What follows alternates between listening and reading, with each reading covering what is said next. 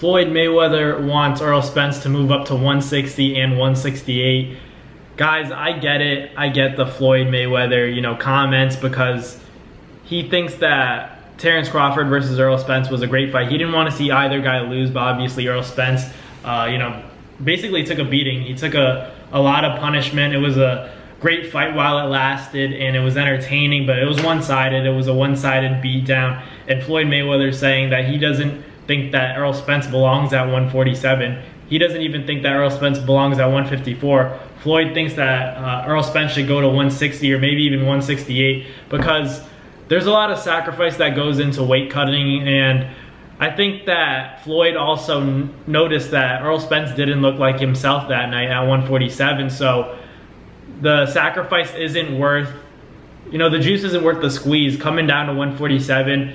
And he's saying even 54, Errol Spence isn't going to be at his best in Floyd Mayweather's opinion. And that's coming from an all-time great. And he knows the sport. He's sparred with Errol Spence. He knows both guys personally. And I think there's a reason why he's saying that. You don't just say, oh, a fighter should be fighting at 160 or 168. He obviously saw something in Errol Spence.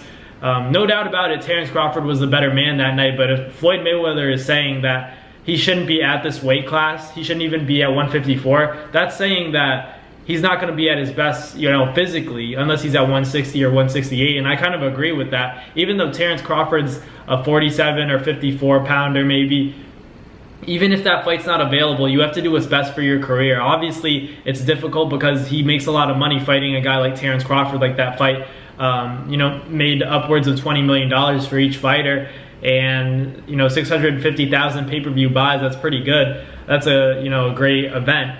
But he sacrificed a lot. He put his record on the line, and he did dare to be great, which is a great thing, but also you have to do what's best for your health. And I think that fighting at 47 and maybe even 54 isn't best for, bottom line is, if Floyd Mayweather tells you you're not supposed to be at a weight class, it's something you should definitely consider. I think I agree with him. I think that 47, 54, just in a guy of Errol Spence's build, his physique, personally, I think that 47 and 54 shrinks him down too much. He looks too skinny, he looks too weak and frail.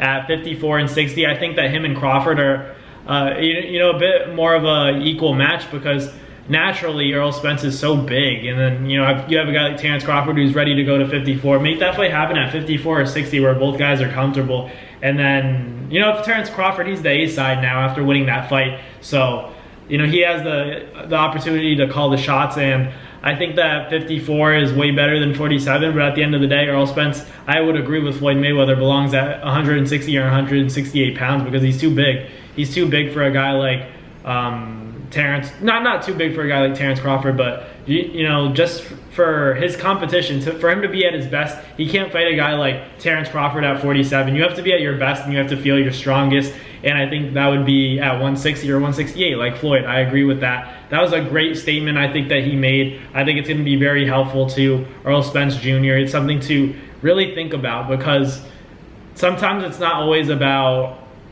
sacrificing so that you can have that edge and go down in weight and fight technically a smaller guy physically, but you're taking a lot of power and energy to do that. It's not easy to cut that much weight, and in the process he's losing a lot of strength. That even though he looks cut up, he's not as strong as he would look without that six-pack. Without being shredded, he's not as strong. Even though he has those muscles, even though those muscles are pumping, he looks like he doesn't have an ounce of fat on him. That takes a lot away from his power and his ability to physically hang in there with guys like Terrence Crawford, because he's drained.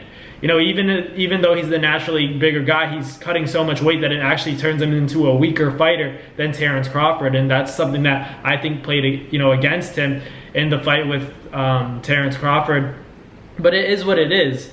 Terrence Crawford was the better fighter on that night. Bottom line, we're not taking anything away. Floyd wasn't taking anything away, and me breaking down what Floyd said, I don't think he's taking anything away from Errol Spence. We can have opinions and say that I think that Errol Spence isn't at his best at 47. He didn't look good. I think that it's primarily the weight. 47 and 54, I'd like to see 54 over 47 for Errol Spence, but at the end of the day, 60 and 68 is where I think he's going to be really comfortable, which is what Floyd is saying. So if I'm Errol Spence, I listen to Floyd and I say, maybe I should go to 160, 168. Maybe you get that Canelo fight. That'd be really interesting.